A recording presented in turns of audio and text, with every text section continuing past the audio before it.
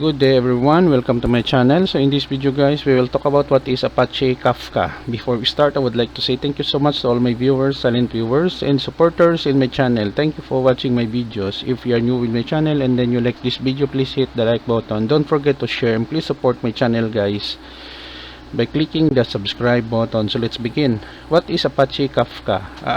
Apache Kafka is a distributed data store optimized for ingesting and processing streaming data in real time. Streaming data is data that is continuously generated by thousands of data sources, which typically send the data records in simultaneously. Okay guys, so this is the end of my report on what is Apache Kafka. Thank you so much for listening and watching my videos. If you like this video, please hit the like button. Don't forget to share and please support my channel guys by clicking the subscribe button. See you in the next video tutorial guys. This is your friend Jake saying bye bye for now.